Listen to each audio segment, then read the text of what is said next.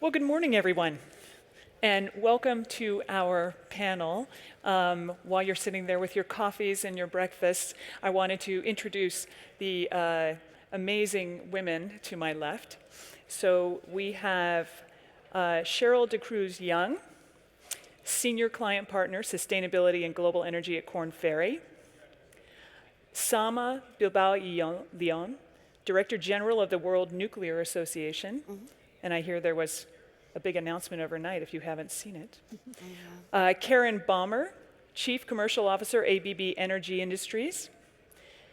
And Lucia Tian, Head of Clean Energy and Decarbonization Technologies at Google. Welcome. Thank you. Thank you. So I wanted to set the stage here.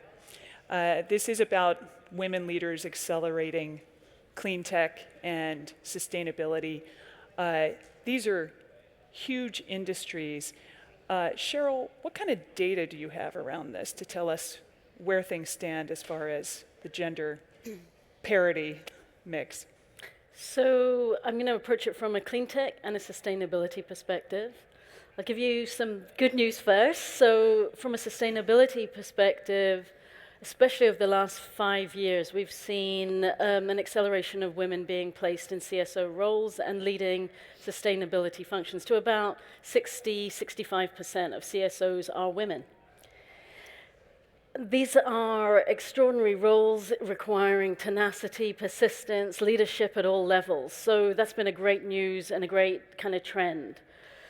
On the clean tech side, there's movement, but we're starting from a pretty low basis even now in 2025. So the National Clean Tech Survey for founders, so female founders are only about 10% of new clean tech businesses. From a sort of overall clean tech energy sector perspective, probably about 30% women. So trending in the right way. Unfortunately, nuclear, we were talking about this summer, although you've got tremendous sort of systemic change underway, and you've been doing this for decades, so we appreciate it, because we're at about 20%, at a point where, as you hear the sessions going on at CERA Week, we're going to have a rapid acceleration in nuclear. So it goes back to the importance of S&P Global and CERA Week really supporting this effort, because we need the best talent. So those are some of the stats. Does that sort of give a perspective? I think it does. And I think it's also good to go beyond the stats and talk about what we're seeing on the ground. So Karen, I think you had some recent examples that were kind of telling. So I can look at stats and I can see what's happening from an education standpoint, from a leadership standpoint, but the reality of what we have here at CERA Week doesn't necessarily reflect this statistics. So I'll share a story that's very relevant to CERA Week. 10 days ago or so, I received a list of attendees invited to a customer event. It's a customer event that ABB was hosting. And the thing that leaped out is I'm the only female invited among customers and among ourselves. And I'm thinking, okay, the stats are saying 30%, but 1 out of 30 is not 30%. And so it set some actions in place. What can we do about this? This doesn't seem right. And the event did occur on Monday, and we had 4 women there, which was great, much better than 1, but it was an event with 30-something people. So it's not something I want to hide, or I want to share that we have so much more to do, and I think it's important that all of us find the solution instead of just pointing out the stats of where it is, that we all have a part to play in advancing the inclusion of female talent into not only the jobs, but also the customer events. There's huge networking that occurs at these events. We have to be a part of it. Right. Absolutely. So here's my question for you, and maybe Sama, since we're making eye contact here, I'll ask you, does it matter? Oh, I think it is very important. So, we were just talking about the great momentum that we have in nuclear, how we have these great ambitions to triple global nuclear capacity by 2050. And I think that many of you saw our big announcements today, where we had a number of large energy users, including Google and Amazon and Meta and several others that support this goal.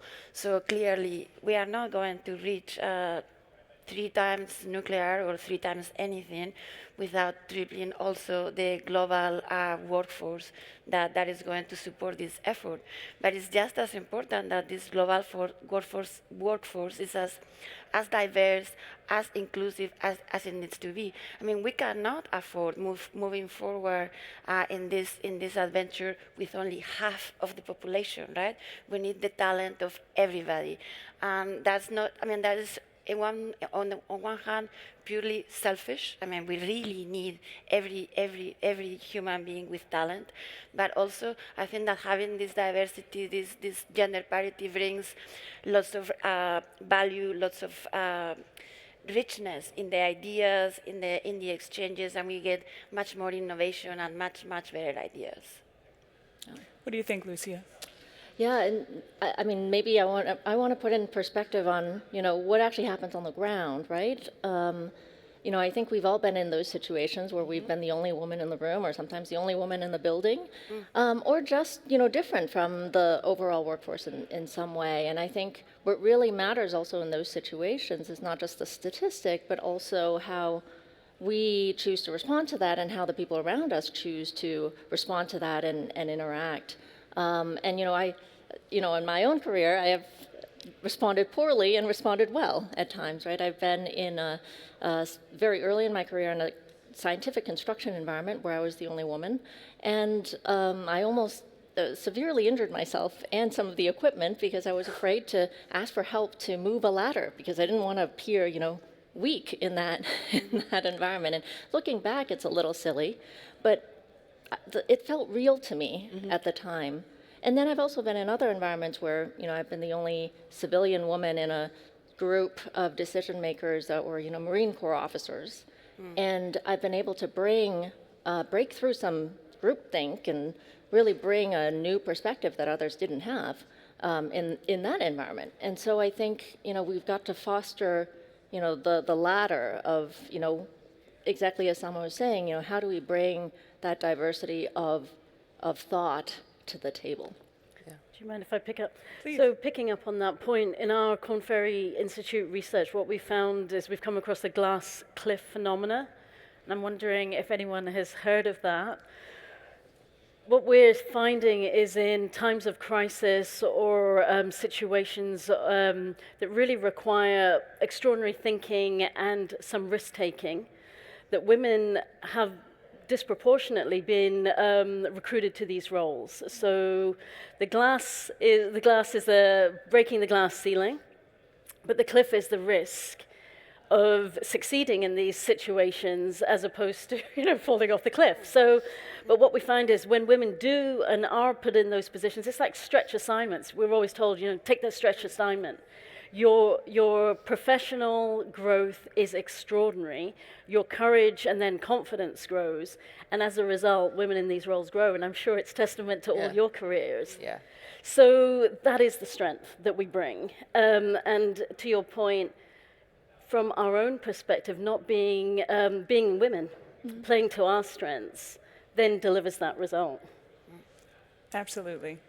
And, I don't want to leave everyone thinking that being one of the few women in an industry or in the room means you're uncomfortable all the time. And Sama, I know when we were speaking, you were saying, I am usually one of the few women, and I never felt excluded. Right. No, I do have this perspective that many people ask me exactly this question: how do you feel you are often the only woman in the room? Maybe I'm oblivious, maybe I've been lucky, maybe both, I don't know. But I've never really felt uncomfortable. I've been incredibly lucky to have fabulous mentors that have made me feel one more of the team, and that have well, listen to sometimes my crazy ideas. I have gotten incredible opportunities to do what you just were saying. So I guess one of the things that I have found is to be able to be a little bit of an agent of change and not to be shy to not just bring the problem but actually bring the solution. So I have had many good opportunities to actually well learn, grow sideways, highways, in many directions because of these opportunities. So yeah, very, I mean, Well, for so I me think it's, it's important that we all like bring the solution. Yeah. So many times I don't feel uncomfortable, but I have had moments when I do feel uncomfortable, and it's just I think part of being human. But not only can we individually do something about it, but I think that the companies that we work for are doing things about it, and at ABB.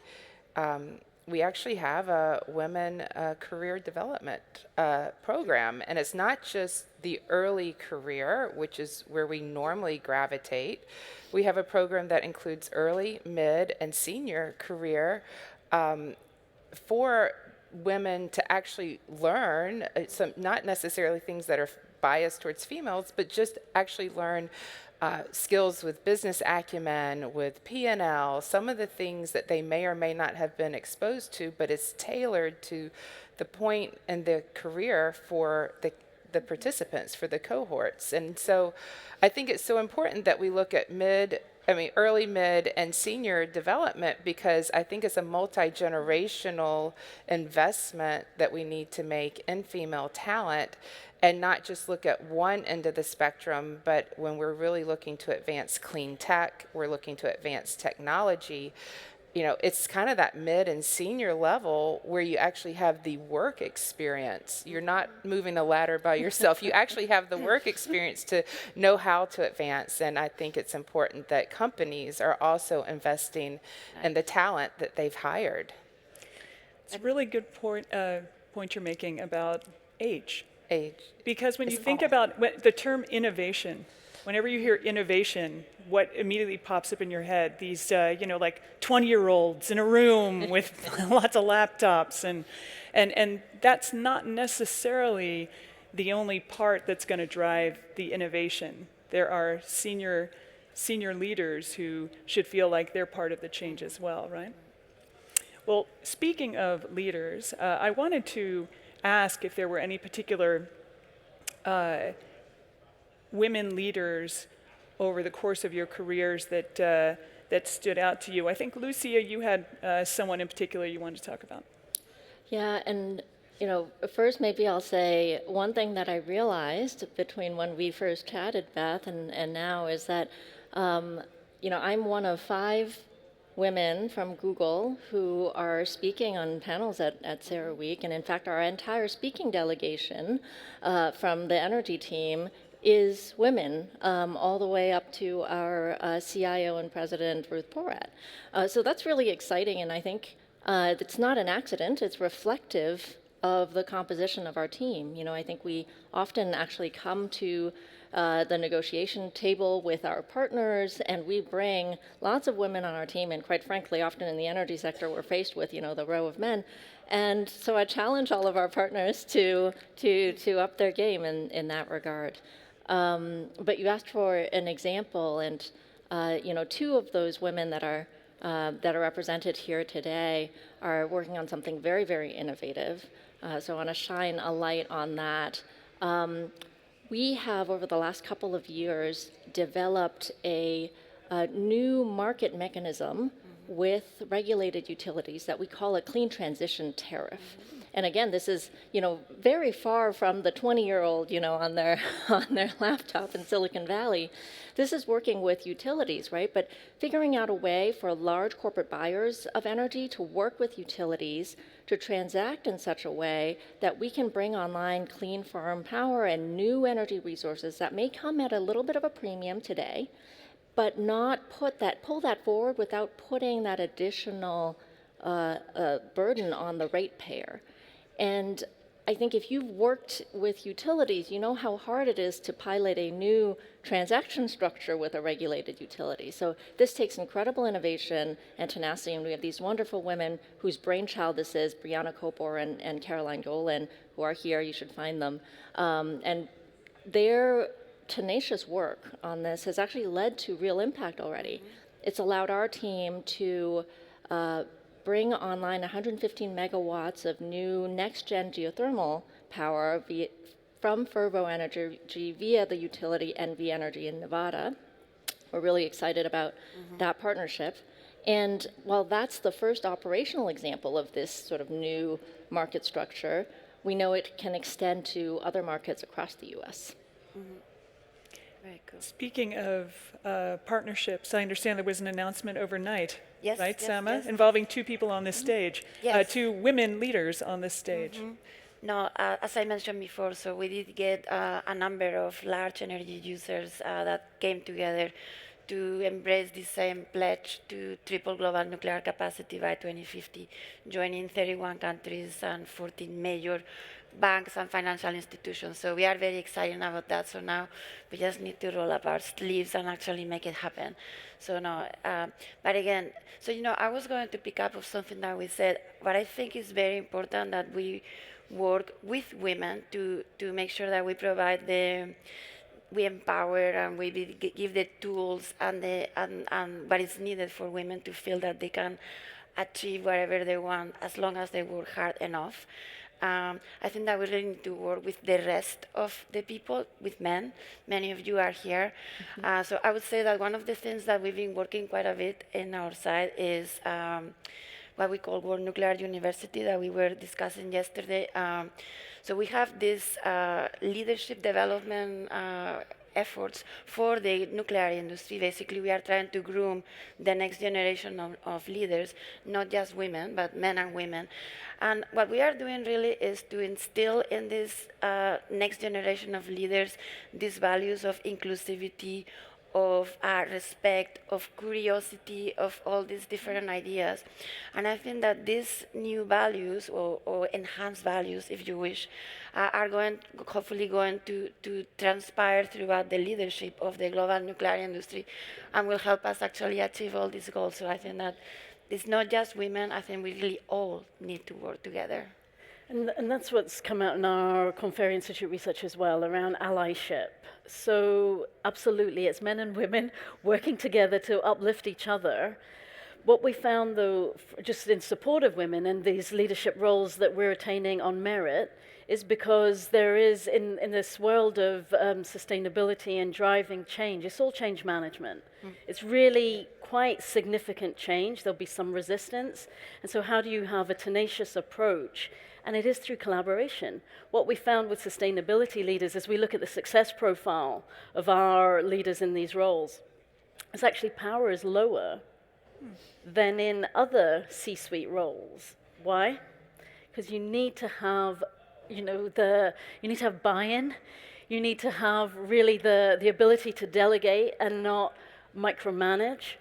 And some of these traits are really well established within women, but only if we can work together to drive better results. And I think that's testament. The work that you've done for decades and persisted at has led us to now being in a much better position within nuclear than before. Another aspect that we talked about was military. Yep. So Korn Ferry as well have had decades of very, very close working relationship to ensure that we have outlets for our veterans within really high-paying, good jobs. And nuclear is a fantastic opportunity, as are many other areas within clean tech.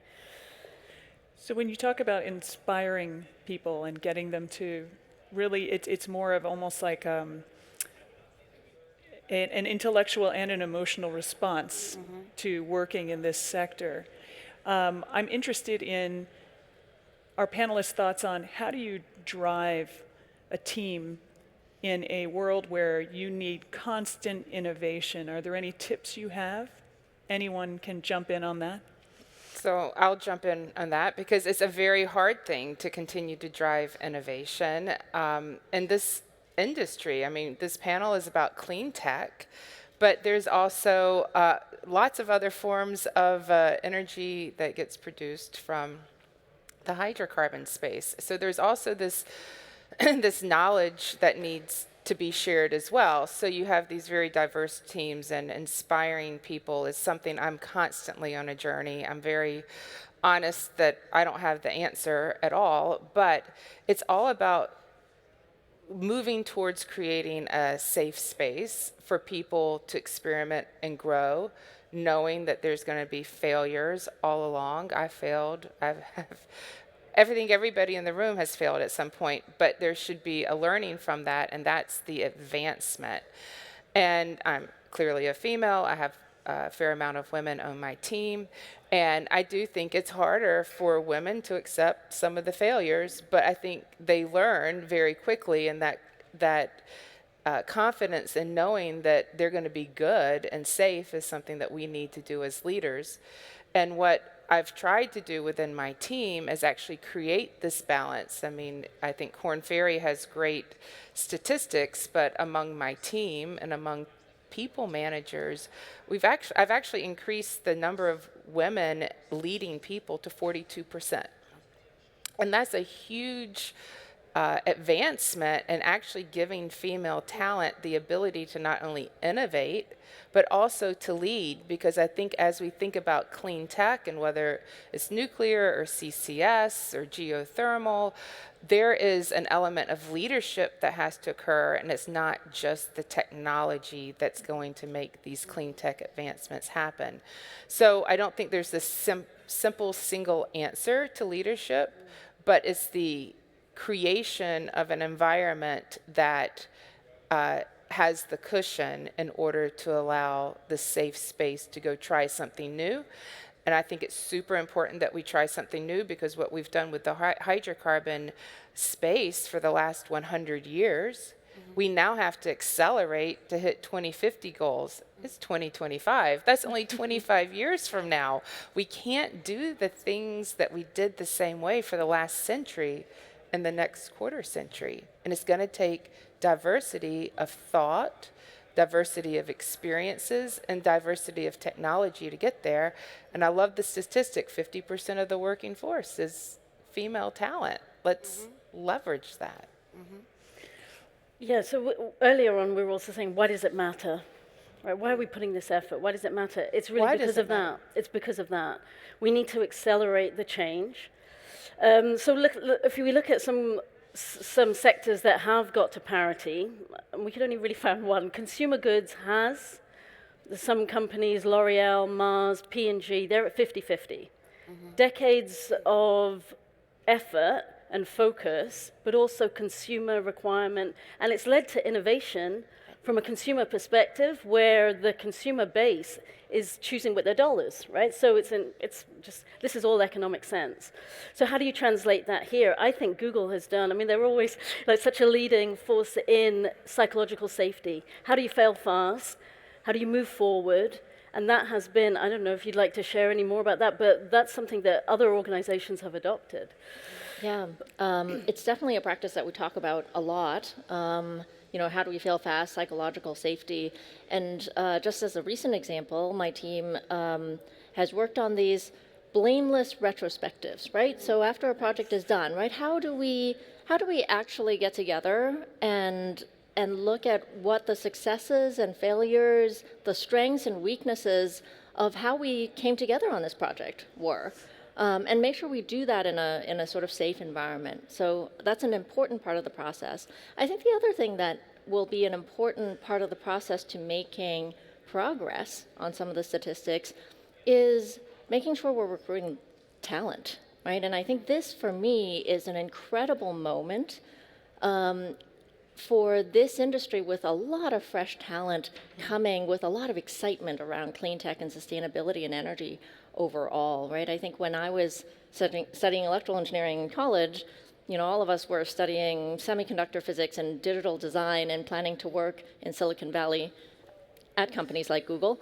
But I hear a lot of young graduates now with a ton of interest in energy technologies, in the grid, and so forth. So this is a really cool moment in which we can actually kind of leverage the broad interest in the industry to attract a wide range of talent. Yeah, I mean, I would agree with that, and I think that we shouldn't lose sight of when we are looking at clean tech, clean energy.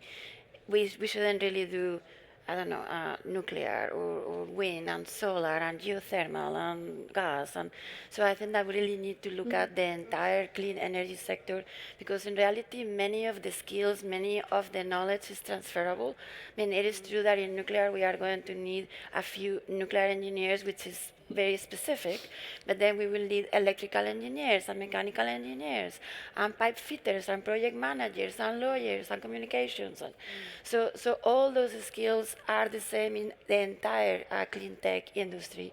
So to me, I think it's important that it's very exciting. There is lots of young people that are inspired to join this clean tech and actually contribute to make the world a better place where we have abundant, affordable, carbon-free, 24/7 energy, and they want to be a part of that. But there is not one path, there is a trillion paths, so I think that's very exciting. That is a really good segue. Thank you very much. To maybe sharing with the audience what your pathways were. Just a few thoughts on how you got to where you are. I think it wasn't the expected path for some of you. Well, I can start, and as I said before, my path is relatively exciting but boring at the same time. I'm a nuclear engineer. That's all I ever wanted to be, to work in energy. And very quickly, nuclear energy bubbled up as the thing that I wanted to focus.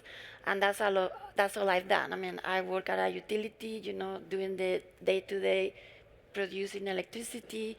I used to be a university professor. I led a nuclear engineering program in Virginia. And then I've worked in international organizations, sometimes working together with governments, sometimes working together with the industry, as I do now, but always trying to bring visibility to the essential role of nuclear. So in reality, very up and down, but very linear if you think about it. Karen, how about you? I'm sorry, go ahead, Lucia. Go ahead. So my career path is a little bit more diverse than that. And I didn't do it alone, and I'm very honest about that. And this is actually the third industry I've worked in, and it's created a lot of reflection. And the reflection is I like to learn. I also like to build, and building doesn't mean just technology or just a single innovation. It can be teams, it can be processes, it can be advancements. And so I've always sought opportunities that are passions, and right now in the energy sector and clean tech's a passion. And when I say did not do it alone, I had mentors, and all of my mentors have been men. I have changed industries 3 times, but it's always been technology-driven industries, and just by default over my career, the most senior people have been male. But you can have fantastic male mentors, and I think mentors are different than alliances and allies. And so when you find that chemistry, leverage it with a mentor. And a mentorship does not have to be something formal. My best mentors are the ones that are informal, that have just advanced over time. And one of my mentors was a college professor. And so I encourage women particularly to think outside the box. Your mentor doesn't have to be a female. It doesn't have to be someone you work with. It could be anybody in your life. And so with a lot of mentorship, I got pushed to say, Karen, doesn't have to be linear. Take these side steps. Karen, you love to learn. You're like a sponge. So go learn another industry and apply these skills. And being told, like, your next job is not your title. It's the accumulation of experiences that you've had.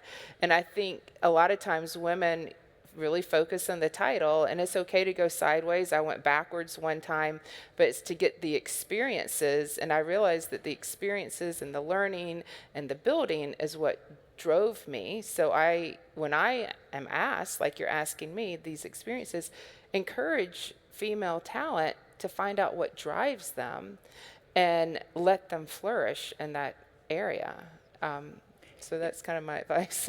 It reminds me of what you were saying before we were mic'd up, and we were talking about, you were STEM before you knew there was a STEM. You were just doing what you enjoyed doing, right? Yeah, I mean, when I went to high school and I grew up in a very rural town, I took a lot of math and I did pretty well in science, and then I did an engineering degree. I was STEM and I didn't know what to call it. Now I know what to call it and I can gravitate to that, but it just came from my identifying what I liked. And not everything has to have a label to it. Sometimes you just do what you like. But yeah, I can now say I was part of a STEM program. Now, a fellow STEMster is to your left, Lucia. Yes. Yeah, What was your pathway like? Electrical engineer by training, as I mentioned, but I'll pick up on a thread that Karen, you pulled here, which is really to not be afraid of those mid-career switches, right? Because I think those accumulating experiences really are incredibly valuable, and skills translate across industries and functions and roles much more than I think people imagine. I sometimes wonder what people think when they look at my resume or my LinkedIn profile, like what happened here, right? Because I think I have possibly one of the most nonlinear careers thus far, and I've loved it. I've moved from, functionally from being focused on strategy to data science and analytics to now commercial, right? I've worked in industries ranging from aerospace defense to the public sector to politics and advocacy to now at a big tech company. And I think, two things that I take away from that. One is, I think, love of learning. I've always been on that steep part of the learning curve, and I think, quite honestly, one of my goals is to never have a boring job. And I can honestly, I say I've never had a boring job.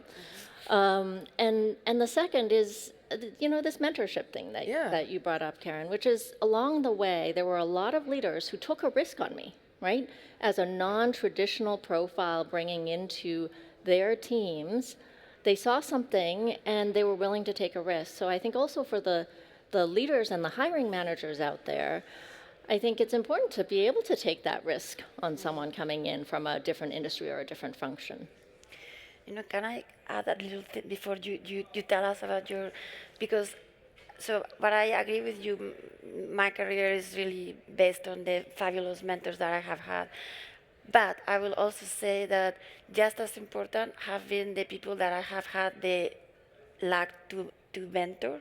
So I have learned so much from my mentees that you have no idea. And again, as you said, many of them are many formal mentees, maybe my PhD students or students when I was teaching, but many times it's like people that you meet through networking and you somehow click. And I have learned so much. So I think that this is a two-way street that I think is important to make the most of. Yeah. Really good point. And just that collaboration that you shared around the utilities, that's extraordinary and very accelerated. I too have changed industries. I think the theme here is learning agility, which really comes across very strong in leadership that we look for our clients. It's absolutely critical at this point in time, and that desire to have your purpose and your work combine really propels you as individuals, inspires the teams around you. So I moved industries. I started really in sustainability within consumer and then have broadened. I'm the odd one out. I did financial economics and have applied that. And I think I've met somebody in the Women in Energy at Microsoft who did a PhD in Russian studies. So that critical thinking, now that we have the tools of AI at our fingertips, will be even more important. But coming together with this multidiscipline to drive solutions. All of this is, how do we solve the existential crisis of our generation, right, of our time? And why is this important? Is we need the best brains. Yeah. So yeah, no one needs to be left behind. We actually need everybody. And that's what's really very exciting for us at Korn Ferry as we work within this sector and support the evolution of the sector and the leaders in it.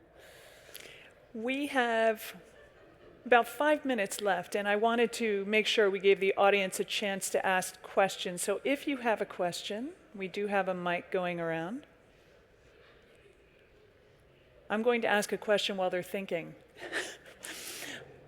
We were talking about what makes a great leader. What makes a great team? You know, I know, Lucia, you had talked about instilling a sense of ownership. What makes a great team in an innovative space like this? Yeah, on that sort of theme of ownership, something that I've taken with me, I think all the way from my early on in my career consulting days, is this idea that you want to push this ownership mindset all the way out to all individuals in an organization, right? And I think the best organizations are really managed from the bottom up. And, especially when I have more junior team members, I always challenge them to think, okay, you have a direction, you have a mission that you're going after. I work for you, the CEO works for you, your business partners work for you. What do you need from them to drive that mission and to move these things forward?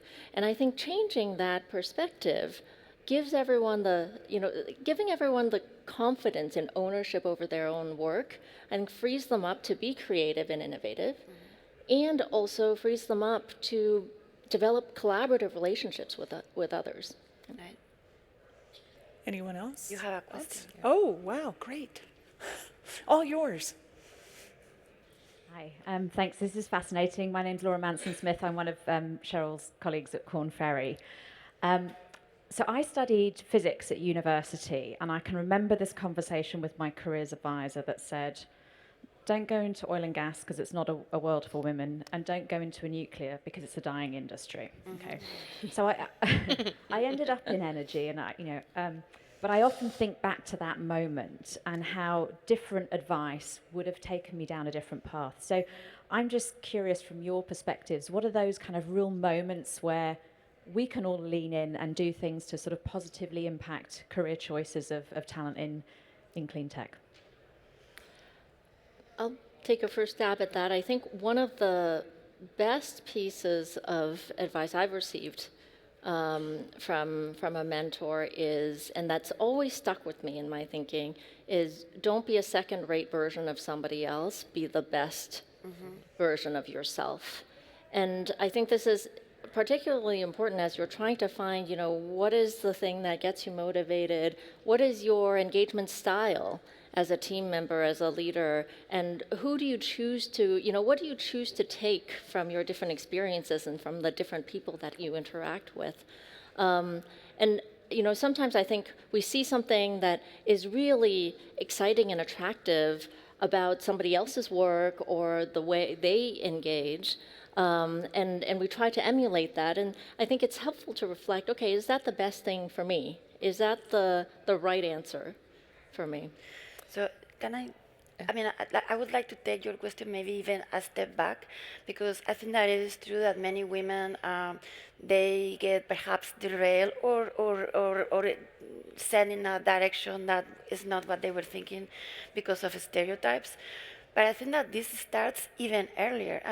I see many little girls that they are 5 years old and they don't know, they think they can do anything they want, and in fact they can't, right? It may be a lot of work, but they can do it.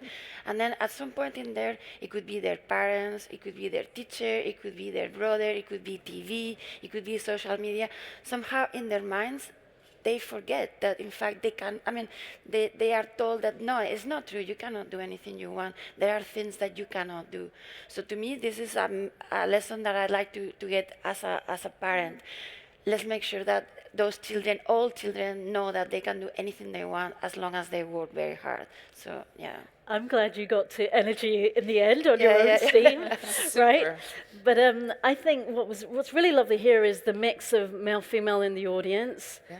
there is 70% male in the industry. So we just have to ensure that we're networking as women, because it is a little bit harder. But I've only got to where I am through male and female, much as you've said, mentors, sponsors, and allies. And I think we just all need to help each other.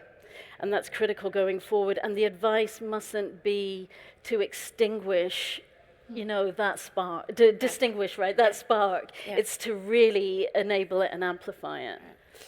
And just to kind of build on everything, first of all, I agree with all three of you.